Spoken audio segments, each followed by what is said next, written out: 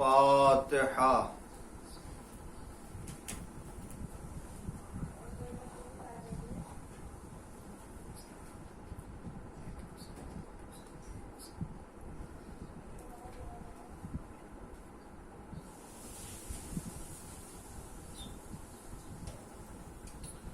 أعوذ بالله السميع العليم من الشيطان اللعين الرجيم.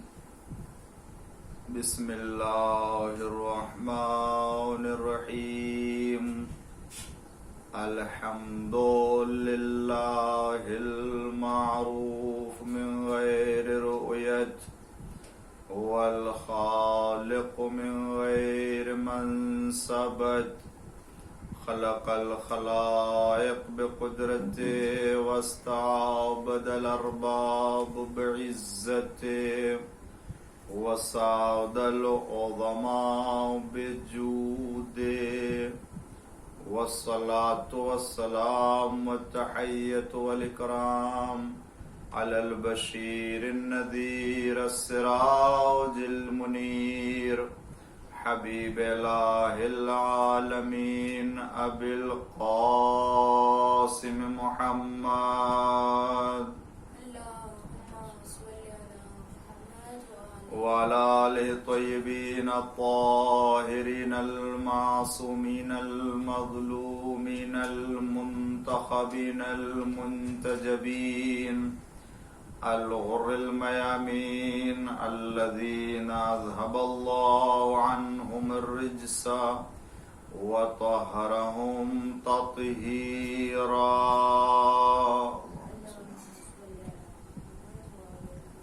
لا سيما الإمام المبين بقية الله في الأرضين،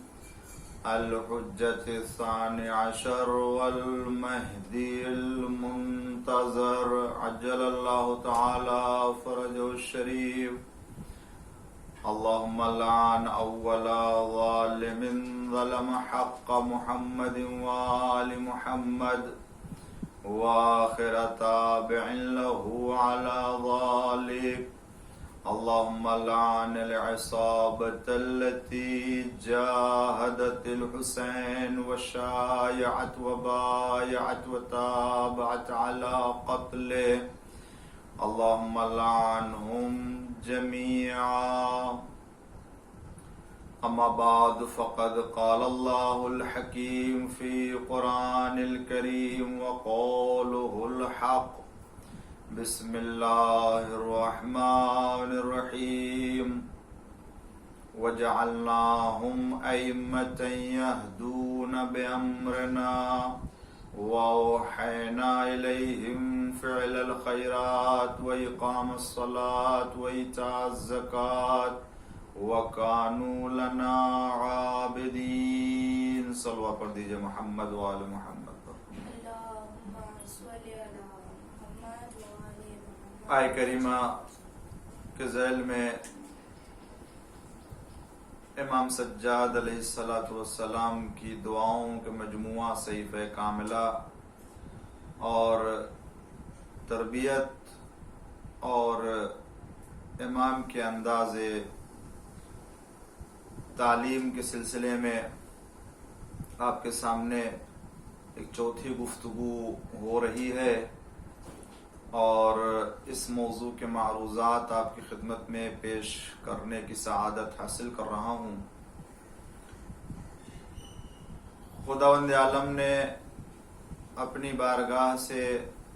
ہادی بنا کر عالم انسانیت کے حوالے کرنے کے بعد ارشاد فرمایا کہ ہم ان کی طرف وحی کرتے ہیں اور وہ ہمارے اشارے اور ہمارے ارادے اور ہماری منشا کی بنا پر ہدایت انجام دیتے ہیں، اور نماز قائم کرتے ہیں، زکوٰۃ ادا کرتے ہیں. وَكَانُوا لَنَا عَابِدِينَ، اور وہ خاصان خدا ہمارے عبادت گزار بندے ہوا کرتے ہیں. جو اللہ کا نمائندہ اور جو ہادی برحق بن کر کے آتا ہے، وہ خداوند عالم کے اشارے ہی سے اور امر پروردگار ہی سے اپنے کام کو آگے انجام دیتا ہے، بلکہ اس کی ہدایت اور اس کے تمام تعلیم اور تربیت کے جتنے بھی امور ہوتے ہیں وہ سب از جانب پروردگار معین کیے جاتے ہیں، اور وہ اسی کے مرتب کیے ہوئے نظام کی بنا پر ہدایت کا کام انجام دیتا ہے۔ اسی لیے آپ دیکھیں کہ جتنے بھی ہادیان برحق گزرے ہیں، وہ چاہے انبیاء و مرسلین کی شکل میں ہو یا ائمہ معصومین علیہم السلام کی شکل میں ہوں، وہ سب کے سب خدا کے دین اور خدا کے پیغام کو پہنچانے، اس کی حفاظت کرنے اور اس کے نشر و اشاعت کرنے اور اس کی وضاحت کرنے میں نہ اپنے رائے کو دخل دیا، نہ اپنی پسند کو دخل دیا اور نہ اپنے ارادے کو دخل دیا، بلکہ جو منشأ پروردگار رہا ہے اسی منشأ اور ارادے پروردگار کی بنیاد پر ہی دین کے احکام کی تشریح کی، دین کے دستور کو لوگوں تک پہنچایا اور خدا کی طرف رہنمائی کی ہے۔ اور اسی سلسلے کی جب چوتھی کڑی علی ابن الحسین زین العابدین علیہ السلام پر آ کر کے ٹھہرتی ہے، تو آپ بھی اپنے زمان امامت میں جو عصر عاشور کے وقت سے شروع ہوتا ہے، سن 95 ہجری پر ختم ہوتا ہے، اس دور میں تمام مشکلات اور پریشانیوں اور مصائب اور آلام کے باوجود جہاں انسان مشکلات میں اور اپنے مسائل میں گرفتار ہو کر کے نہ جانے کیسے کیسے فیصلے کر لیتا ہے، انسان نہ جانے ایسے موقع پر کہ جب وہ پریشان حال ہوتا ہے اور اس کے اوپر مظالم ڈھائے گئے ہوتے ہیں، تو وہ انسان اپنے منشا اور اپنے ارادے سے نہ جانے کتنے فیصلے کر بیٹھتا ہے، وہ اس کے نفس کے خواہشات کے تابع ہوتے ہیں، مگر جو نمائندہ پروردگار ہوتا ہے وہ چاہے جتنا اس کے سامنے ظلم ہو، چاہے اس کے اوپر جتنے بھی مظالم ڈھائے جائیں، مگر منشأ پروردگار اور ارادے پروردگار کے خلاف نہ اپنے نفس کی اطاعت کر سکتا ہے، نہ خواہش نفس کی اطاعت کر سکتا ہے، اور نہ لوگوں کے ارادے اور لوگوں کے منشا اور لوگوں کے جو وہ رائے کا تابع ہو سکتا ہے۔ اسی لیے امام سجاد علیہ السلام نے دعا فرمائی کہ پروردگار اگر میری اطاعت، میری زندگی تیری بندگی میں اور تیری اطاعت میں بسر ہو تو مجھے دنیا کی عمر اور دنیا کی زندگی چاہیے، لیکن اگر یہ احتمال ہو کہ میری زندگی کا کوئی لمحہ بھی تیری مخالفت اور تیرے حکم کی نافرمانی میں گزرے گی تو پھر قبل اس کے کہ تیرا غضب نازل ہو اور قبل اس کے کہ وہ لمحہ آئے، مجھے دنیا کی زندگی نہیں چاہیے اور میں دنیا سے چلا جانا چاہتا ہوں۔ یہ فکر، یہ خیال کسی اور کے ذہن میں نہیں آ سکتا ہے سوائے وہ نمائندہ، وہ پاک و پاکیزہ کردار کا حامل شخصیت کہ جو خداوند عالم کی جانب سے بھیجی گئی ہو اور جس کو الہی وظیفہ سپرد کیا گیا ہو اور اس طرح سے وہ انجام دے رہا ہو۔ گفتگو میں نے آپ کے سامنے صحیفہ کاملہ کے سلسلے میں اور صحیفہ سجادیہ کے سلسلے میں کہ جو دعاؤں کا مجموعہ ہے امام سجاد علیہ السلام کی، آج میں آپ کے سامنے اسی صحیفہ کاملہ اور صحیفہ سجادیہ کے سلسلے میں ایک اور بات عرض کرنا چاہوں گا۔ ناظرین کرام غور کریں گے، میری آخر تک گفتگو پر توجہ کریں گے تو آپ کو اندازہ ہوگا کہ واقعاً زبور آل محمد کی شکل میں خداوند عالم نے ہمیں جو صحیفہ کاملہ اور دعاؤں کا مجموعہ ملا ہے وہ کتنی شان والی کتاب ہے، وہ کتنی عظیم الشان کتاب ہے، وہ کتنی منزلت والی کتاب ہے، اور وہ کتنا بڑا ذخیرہ ہے جو ہم تمام انسانوں کے لیے امام سجاد علیہ السلام نے فراہم کیا ہے، اس لیے کہ یہ انسان محتاج ہے، یہ انسان فقیر ہے، یہ انسان نیاز مند ہے۔ جب انسان فقیر اور نیاز مند ہوتا ہے تو وہ دوسروں کے سامنے اور غیر کے سامنے ہاتھ پھیلانا چاہتا ہے، دعا مانگنا چاہتا ہے، دست سوال دراز کرنا چاہتا ہے۔ جب اسے سلیقہ ہوگا تو دست سوال دراز کرے گا، جب اسے انداز معلوم ہوگا تو وہ لوگوں کے سامنے آئے گا اور طلب کرے گا، لیکن جب اسے انداز ہی نہ معلوم ہوگا، مانگنے کا سلیقہ ہی نہ معلوم ہوگا تو وہ مانگے گا کیا؟ اور جب مانگے گا نہیں تو پھر اسے ملے گا کیا؟ امام سجاد علیہ السلام نے انسان کو خدا کے سامنے مانگنے اور طلب کرنے اور دعا کرنے کا جو انداز بتایا ہے وہ کہیں اور کسی اور مسلک میں نہیں ملے گا، نہیں ملے گا، نہیں ملے گا، اس لیے کہ ایسے رہنما اور ایسے ہادی جو پاک و پاکیزہ کردار، پاک و پاکیزہ وجود اور پاک و پاکیزہ کلام رکھتے ہوں وہ کہیں اور نہیں ہیں۔ عزیزان گرامی، دنیا میں بھی ہم دیکھتے ہیں کہ جب کوئی فقیر بھی اگر کسی سے مانگتا ہے، طلب کرتا ہے اور اس کے سامنے ہاتھ پھیلاتا ہے تو فقیر بھی دیکھ کے گفتگو کرتا ہے، فقیر بھی زمان اور مکان کو دیکھ کے بات کرتا ہے، فقیر بھی وقت کو دیکھ کے، ماحول کو دیکھ کر کے وہ طلب کرتا ہے، لوگوں سے مانگتا ہے۔ ہر بات ہر جگہ نہیں کہتا ہے، ہر مانگنے کے طریقے کو ہر جگہ استعمال نہیں کرتا ہے۔ فقیر جس سے مانگ رہا ہوتا ہے اس کی حیثیت کو دیکھتا ہے، اس کے مقام کو دیکھتا ہے، اس کی منزلت کو دیکھتا ہے، اور دیکھنے کے بعد اس سے طلب کرتا، اس سے مانگتا ہے، اور اس کی شان میں اور اس کے بارے میں اگر کوئی چیز کہنا چاہتا ہے تو بھی دیکھ لیتا ہے کہ میں کس سے مانگ رہا ہوں۔ اس بات کا خیال فقیر بھی رکھتا ہے کہ میں کسی مرد سے مانگ رہا ہوں یا کسی عورت سے مانگ رہا ہوں، اور اگر کسی مرد سے مانگ رہا ہوں تو آیا یہ مرد صاحب عیال ہے، صاحب اولاد ہے یا صاحب اولاد نہیں ہے۔ کسی عورت سے اگر طلب کر رہا ہے تو یہ دیکھ لیتا ہے کہ یہ عورت صاحب شوہر ہے اور شادی ہوئی ہے یا نہیں ہوئی ہے، اسی اعتبار سے اس کو دعائیں دیتا ہے اور طلب کرتا ہے۔ کسی مرد کے پاس آ کر کے یہ نہیں کہتا ہے کہ خدا تمہارے والی کو اور تمہارے شوہر کو زندہ رکھے، بلکہ یہ جملہ عورت کے پاس آ کر کے جو شادی شدہ ہوتی ہے اس سے کہتا ہے کہ اللہ تمہارے والی و وارث کو زندہ رکھے، سلامت رکھے۔ کسی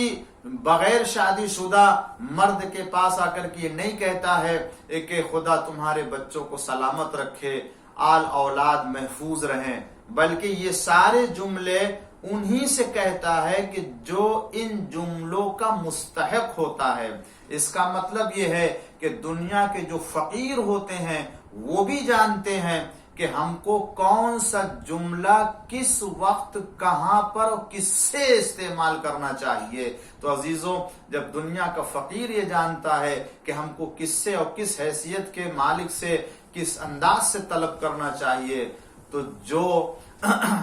ساری دنیا کا مالک ہو، جو دنیا پورے طور سے محتاج ہو، نیاز مند ہو، تو وہ جب خالق کی بارگاہ میں، مالک کی بارگاہ میں مانگے گا تو اسے بھی یہ اندازہ ہونا چاہیے کہ ہم جب خالق سے مانگ رہے ہیں، مالک حقیقی سے طلب کر رہے ہیں، تو پھر اس سے مانگنے کا انداز کیا ہونا چاہیے۔ وہ اور بات ہے کہ جو دنیا کے محتاج ہیں، جو دنیا کے فقیر ہیں، وہ نیاز مندوں سے مانگتے ہیں، وہ فقیر فقیروں سے مانگتے ہیں، مگر جو صاحبان معرفت ہوتے ہیں وہ کسی اور کی بارگاہ میں دست سوال دراز نہیں کرتے، بلکہ بے نیاز مطلق کی بارگاہ میں آ کر کے ہاتھ پھیلاتے ہیں اور دعا کرتے ہیں۔ ایک صلوات پڑھ دیجئے محمد و آل محمد پر۔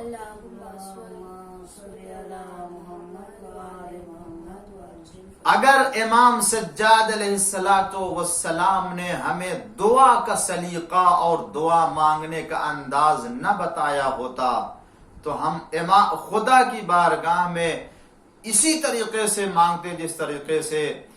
بغیر کسی مقام اور محل اور زمان کا خیال کیے ہوئے کہ اپنی بات اس کے سامنے کہتے جس کے سامنے نہیں کہنی چاہیے. مگر چونکہ یہ وہ نمائندے ہیں کہ جو ادھر سے بھی رابطہ رکھتے ہیں اور بندگان خدا سے بھی رابطہ رکھتے ہیں، یہ بندوں کے نفسوں کے راز سے اور طبیعت کے جو وہ تقاضوں سے واقف ہوتے ہیں اور خداوند عالم کے بارگاہ سے اس کے مزاج سے واقف، تو وہ الفاظ اور ان جملوں اور ان کلام کے ذریعے سے ہمیں تعلیم دی کہ جو وہاں کام آنے والے ہیں. اسی لیے ہمارے یہاں جو دعاؤں کا انداز ہے ہفتے بھر میں وہ بدلا ہوا ہے. ایک ہی دن میں اگر انسان کو خدا سے طلب کرنا ہے، اگر صبح میں طلب کرنا ہے تو صبح میں خدا سے مانگے تو کیا مانگے، کیسے مانگے؟ وقت چاشت اگر سورج بلند ہو جائے، بلندی پر نکل کے طلوع ہو کر کے آ جائے، اس وقت خدا سے رابطہ کرنا چاہتے ہیں تو کیا ہونا چاہیے؟ اور اگر شام کے وقت پروردگار عالم سے طلب کرنا چاہتے ہیں تو کس انداز سے طلب کرنا چاہیے؟ نماز صبح کے بعد اگر خدا سے مانگتے ہیں تو کیسی دعا ہونی چاہیے؟ نماز ظہر کے بعد اگر خدا سے طلب کرے تو کیا انداز ہونا چاہیے؟ نماز عصر کے بعد اگر مانگنا چاہتے ہیں خدا سے تو کیا مانگے؟ نماز مغرب کے بعد اگر مانگنا چاہتے تو کیسے مانگے؟ نماز عشاء کے بعد اگر خدا سے رابطہ کرنا چاہتے تو کس انداز سے ہو؟ یہ ساری دعائیں اس انداز کی بتاتی ہیں کہ دیکھو بات ایک ہی ہے، مگر وقت کے تقاضوں کو خیال کا لحاظ کرتے ہوئے پروردگار عالم سے طلب کرتے تو اللہ تعالی ہماری طرف توجہ کرتا ہے. اور پھر اس کے بعد دنوں میں آ جائیے، حالانکہ خدا سے مانگ رہے ہیں، اپنی بات طلب کر رہے ہیں، ایک ہی بات ہے جو اسے پیش کر دینی چاہیے، مگر نہیں کہا جب تم دعا جمعہ کے دن اگر مانگنا چاہتے ہو تو جمعہ کے دن مانگنے کا انداز دوسرا ہے. اگر تم سنیچر کے دن، ہفتے کے دن اگر خدا سے رابطہ کرنا چاہتے ہو تو وہ دعا الگ ہے. اگر اتوار اور سنڈے کے دن تم خدا سے رابطہ کرنا چاہتے ہو تو وہ دعا الگ ہے. منڈے کے دن، ٹیوزڈے کے دن، ویڈنسڈے کے دن، تھرسڈے کے دن، فرائیڈے، یہ ساری دعائیں وہ دعائیں ہیں کہ جو ایک دعا ہے خدا سے طلب کرنا ہے، وہ یہ کہ فقیر بے نیاز مطلق سے مانگ رہا ہے. مگر امام نے فرمایا نہیں، تم مزاج نہیں جانتے ہو، ہم پروردگار کی بارگاہ کے نمائندے ہیں، ہم مزاج پروردگار کو جانتے ہیں، لہذا ہم جو بتائیں کہ کس دن کون سے وقت میں کیسے مانگو اسی طریقے سے مانگو تو اللہ کی بارگاہ میں تمہاری دعا پہنچے گی اور استجابت سے ٹکرائے گی. لیکن اگر تم نے اس دروازے کو اور اس روش کو چھوڑ دیا تو تم اپنی بات تو کہہ لو گے. اللہ سمیع ہے، سننے والا ہے، اللہ بصیر ہے، دیکھنے والا بھی ہے، اللہ علیم ہے، جاننے والا بھی ہے. مگر امام سجاد علیہ السلام نے ہر وقت کی، ہر لمحے کی، ہر دن کی، ہر مہینے کی دعاؤں کے ذریعے سے مانگنے کا سلیقہ بتا دیا کہ دیکھو اللہ سمیع و علیم و بصیر ہونے کے باوجود ہمیں اس کی بارگاہ کے مزاج کا خیال کرنا چاہیے، اور میرے سوا کوئی نہیں بتا سکتا، اس لیے کہ اس بارگاہ سے کوئی نہیں بن کر کے ہادی آیا، ہم بن کر کے آئے ہیں. ایک صلوات پڑھ دیجئے محمد و آل محمد پر. اگر تم اپنے گناہوں کی مغفرت چاہتے ہو تو کس انداز سے طلب کرو؟ اگر تم اپنی حاجت کی برابری کے لیے خدا سے طلب کرنا چاہتے تو کس انداز سے مانگو؟ اگر پڑوسیوں کی مدد کے سلسلے میں خدا سے توفیق طلب کرنا چاہتے تو کیا مانگو؟ اگر تم اپنے ملک کی سرحدوں کی حفاظت کے سلسلے میں تم خدا سے طلب کرنا چاہتے ہو تو کیا طلب کرو؟ اگر تم عبادت کے سلسلے میں خدا سے طلب کرنا چاہتے ہو تو کیا؟ اگر تم شکر کے سلسلے میں خدا سے گفتگو کرنا چاہتے ہو تو کیسے کرو؟ اطاعت و بندگی کے سلسلے میں پروردگار عالم سے گفتگو کرنا چاہتے تو کیسے کرو؟ اپنے ماں باپ کے احترام کے سلسلے میں اللہ تعالیٰ سے توفیق مدد چاہتے تو کیسے کرو؟ غرض کہ امام علیہ السلام نے ان تمام مفاہیم کو اپنے زبان مبارک سے بہترین شکل میں فراہم کر کے بتا دیا کہ یہی روش اور یہی انداز ہے جس کے ذریعے سے تم اپنی بات خدا تک پہنچا سکتے ہو. یہ انسان گنہگار انسان ہے، یہ انسان معصیت کار انسان ہے، یہ انسان خدا کے حکم کی نافرمانی بھی کرتا ہے، اطاعت بھی کرتا ہے، پیروی بھی کرتا ہے، مگر جب وہ اپنے گناہوں کا اعتراف کرتا ہے اور اسے احساس ہوتا ہے کہ گنہگار ہو گیا ہے، تو اب اسے کس طریقے سے اللہ کی بارگاہ میں آ کے اپنے گناہوں کی مغفرت کے لیے دعا کرنی چاہیے، یہ کوئی اور نہیں بتا سکتا ہے. یہ امام زین العابدین سید سجاد بتا سکتے ہیں کہ تمہیں کس طرح سے اپنے گناہوں کی مغفرت کے لیے توبہ کرنی چاہیے. دعائے توبہ کی شکل میں امام علیہ السلام نے صحیفہ کاملہ میں جو دعا رکھی ہے اس دعا کو مطالعہ کریں. اس طریقے سے امام دعا فرماتے ہیں، اس انداز سے دعا فرماتے، ایسا لگتا ہے کہ معاذ اللہ میں یہ نہیں کہہ سکتا ہوں، نہ امام ہے ایسے، لیکن جب گناہوں کی مغفرت کے سلسلے میں آ کے اللہ کے سامنے دعا فرماتے تو ایسا لگتا ہے کہ بندگان خدا میں سب سے زیادہ گنہگار ہیں اور اللہ تعالی کی بارگاہ میں توبہ کرنے کے لیے آئے ہیں. یہ کون بتا رہا ہے؟ وہ صاحب عصمت، صاحب کردار. یہ کون بتا رہا ہے؟ وہ بتا رہا ہے انداز کہ جو اپنے دامن کردار کو پاک و پاکیزہ بنائے ہوئے ہے، جس کے کردار کے دامن میں کوئی دھبا، کوئی داغ نہیں پایا جاتا ہے، نہ کردار میں، نہ سیرت میں، نہ زندگی میں کسی بھی طریقے کی کوئی. اللہ نے ان کے طہارت و پاکیزگی کی ضمانت لی ہے آیے تطہیر میں، اور پاک و پاکیزہ بنا کر کے انسان کے حوالے کیا ہے.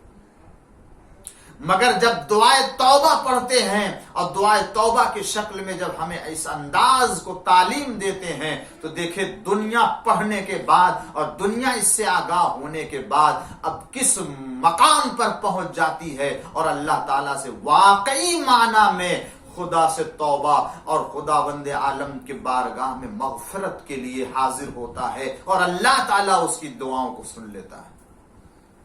غور کریں عزیزوں، میں جو آپ کی خدمت میں اس سلسلے کی آخری بات عرض کرنا چاہتا ہوں صحیفہ کاملہ کی نسبت سے، صحیفہ سجادیہ کی نسبت سے، وہ کتنی عظیم گفتگو ہے جو میرے آخری لمحے میں ہے، اور اس کے بعد یہ بات میری آج مکمل ہو جائے گی صحیفہ کاملہ کے سلسلے میں، اور آپ کو اندازہ ہوگا واقعی کہ امام نے کتنا عظیم سرمایہ ہمارے لیے قرار دیا. یہ دعائے صحیفہ سجادیہ اور صحیفہ کاملہ کی دعا کہ جو دعائے توبہ کے عنوان سے مشہور ہے، اس دعا کا اثر دیکھیں اور مجموعی طور سے صحیفہ کاملہ کا اعجاز دیکھیں. نقل ہے کہ ایک بہت بزرگ عالم دین، بلکہ مراجع اعظام میں سے عظیم الشان مرجع، جن کی عمر 92 سال ہو چکی تھی، اس عمر میں انہوں نے اپنا واقعہ، اپنی داستان بیان کی بہت بزرگ عالم دین سے، کہ جب ان سے دریافت کیا کہ تم کیا کر رہے ہو تو انہوں نے کہا کہ میں صحیفہ کاملہ سجادیہ کی شرح کر رہا ہوں اور اس کی تفسیر کر رہا ہوں. تو ان کی آنکھوں میں آنسو آ گئے. 92 سال کے آنکھوں میں آنسو آ گئے، رونے لگے، گریہ کرنے لگے. کہ تم صحیفہ سجادیہ کے بارے میں شرح اور تفسیر کر رہے ہو، میں ایک واقعہ بیان کرتا ہوں، تم مجھ سے سنو. کہا میں سنوں گا، آپ بیان کیجئے. سنیں ناظرین کرام، غور سے سنیں اور اعجاز صحیفہ کاملہ دیکھیں اور انداز دیکھیں اور کرامت دیکھیں. کہا کہ میں نجف اشرف میں تعلیم حاصل کر رہا تھا، ابھی اس وقت میری عمر 92 سال ہے اور 103 سال کی عمر میں انتقال ہوا تھا اس مرجع کا. 92 سال کی عمر میں واقعہ نقل کر رہے کہ جب میں جوان تھا، عالم شباب میں تھا، تو نجف میں جس وقت میں تعلیم حاصل کر رہا تھا، وہاں آیت اللہ العظمیٰ آقا اصفہانی رضوان اللہ تعالی علیہ کے زمانے میں کہ جب ماہ رمضان آتا تھا اور مہینہ رمضان ماہ مبارک رمضان آتا تھا تو ماہ مبارک رمضان میں جس کی آواز اچھی ہوتی تھی، خوش لہن آواز ہوتی تھی، کیونکہ عرب میں اور ایران میں معلوم ہے کہ جس کی آواز اچھی ہوتی ہے مداحی کرتا ہے، خاص طور سے مصائب میں وہ لہن کے انداز سے مصائب پڑھتا ہے اور مداحی کرتا ہے، تو یہ ایک رسم وہاں ہے۔ وہ آخر میں مصائب کو جب اس انداز سے پڑھتا ہے تو لوگوں کے اندر رقت زیادہ پیدا ہوتی ہے اور لوگ ان کی طرف کھنچتے ہیں۔ تو کہا جو اچھی آواز رکھنے والے تھے ان لوگوں کو ماہ رمضان کی ابتدا میں جمع کیا جاتا تھا اور ان کو اطراف میں نجف کے، عراق کے دیگر شہروں میں، دیگر دیہاتوں میں تبلیغ دین کے لیے، تبلیغ مذہب اہل بیت کے لیے بھیجا جاتا تھا اور وہ جاتے تھے، تبلیغ کرتے تھے۔ میری جوانی کی زندگی تھی، میرا شباب تھا اس وقت جس وقت میرا انتخاب ہوا اور مجھے بھیجا گیا کہاں؟ عراق کے مشہور ترین شہر بصرہ میں۔ میرا نام شہر بصرہ کے لیے نکلا، مجھے شہر بصرہ کے لیے تبلیغ ماہ رمضان کے لیے بھیجا گیا۔ میرے ساتھ ایک اور بزرگ عالم کو ہمراہ کیا تاکہ میں ان کے ساتھ جا کر کے مداحی اور اپنی آواز میں ان کے ساتھ تبلیغ میں شامل رہوں اور مصائب میں اس طریقے سے میں ان کی ہمراہی کروں۔ میں اس بزرگ کے ساتھ گیا، بصرہ گیا، اور بصرہ جانے کے بعد ماہ رمضان کا مہینہ شروع ہوا، میں نے تبلیغ کی، ہدایت کی، اور وہ سب تبلیغ ختم ہو گئی، ماہ رمضان ختم ہو گیا۔ ماہ رمضان جب ختم ہو گیا، ماہ شوال آیا، عید ہو گئی، اور اس کے بعد پھر دوبارہ پلٹ کر کے ہم نجف اشرف آنا چاہ رہے تھے۔ ٹکٹ لے لیا تھا، اس وقت نجف سے بغداد گئے تھے، بغداد سے بصرہ آئے تھے ٹرین کے ذریعے سے۔ اب واپس جا رہے ہیں تو واپس بھی اسی طریقے سے ہم کو بصرہ سے پھر بغداد جانا، بغداد سے پھر نجف اشرف پہنچنا ہے۔ ٹکٹ لے لیا، ٹرین پر سوار ہو گئے، بیٹھ گئے ٹرین کے اوپر، اور جس طریقے سے یہاں ہر جگہ ہے کہ وہ پورا کیمن جو ہوتا ہے وہ 6 سیٹوں کا ہوتا ہے اور 6 سیٹیں ہوتی ہیں اس میں، اور ٹکٹ لے کے جب دونوں آدمی کہتے ہیں ہم جب بیٹھے ٹرین میں، جیسے ہی بیٹھے تو تھوڑی دیر کے بعد 2 افراد اور آئے، وہ بیٹھ گئے۔ تھوڑی دیر کے بعد کیا دیکھا کہ ایک ایسا شخص کہ جو بالکل اوباش قسم کا، آزاد خیال، اور اس کی حالت سے لگ رہا تھا کہ یہ کوئی بے دین انسان لگ رہا ہے، کوئی اچھا انسان نہیں لگ رہا۔ اور تھوڑی دیر میں دیکھا کہ اسی کے ساتھ میں ایک لڑکی بھی ہے کہ جو اریاں ہے، بالکل لباس اس کے بدن پر نہیں ہے، اور وہ اس کے ہمراہ آ کر کے اسی کیبن میں ہمارے سامنے سیٹ کے بیٹھ گئے۔ ہم دونوں بہت فکر مند ہوئے کہ یہ اتنا لمبا سفر کیسے کٹے گا، کس طریقے سے ماہ رمضان کا جو وہ فضیلت کا مہینہ گزار کے آئے ہیں، اور تقوی الہی متقی پرہیزگار لوگوں میں سے نامحرم، اتنا لمبا سفر۔ تو گئے ٹی ٹی کے پاس کہ ہو سکتا ہے کوئی سیٹ ہو، ہماری سیٹ بدل دے، کیبن بدل دے، تو انہوں نے کہا کہ میرے پاس اس کے علاوہ کوئی سیٹ نہیں ہے۔ مجبور ہم لوگ آئے، پھر دوبارہ اپنی سیٹ پر وہیں بیٹھ گئے۔ وہ بیان کرتے ہیں مرج عظیم کہ ہم بے بس ہو کر کے آ کے وہیں بیٹھ گئے اور آپس میں گفتگو کرنے لگے کہ ہم کو کیسے یہ سفر گزارنا ہے، کیا کرنا ہے۔ اب تھوڑی دیر کے بعد ٹرین چلی، اور جب ٹرین چلی 4 کلومیٹر یا 5 کلومیٹر آگے بڑھی تھی، ان لوگوں کی گفتگو سے ہم نے اندازہ کر لیا تھا کہ یہ شیعہ مذہب سے تعلق نہیں رکھتے ہیں، غیر شیعہ مذہب سے متعلق ہیں۔ مگر جب 5-6 کلومیٹر جب ٹرین آگے بڑھی تو ہم نے کیا دیکھا کہ ان لوگوں نے اپنے بیگ سے ایک ڈھول تاشا قسم کا جو ہے وہ جو بجانے کا اور آواز کرنے کا ہوتا ہے، اسے نکالا، اور نکالنے کے بعد انہوں نے بجانا شروع کیا۔ اور اس کے بعد جب انہوں نے بجانا شروع کیا تو پھر وہ لڑکی بھی اٹھی، اسی اریاں اور بے لباس حالت میں اس نے بھی رقص کرنا اور ناچنا شروع کر دیا اسی کیبن میں۔ اب وہ کہتے ہیں کہ ہم نے یہ حالت جب دیکھی تو اب اور اضطراب پیدا ہوا کہ اب کیا کریں، اور ادھر جو دو اور بیٹھے ہوئے تھے سیٹ پر، ان دونوں نے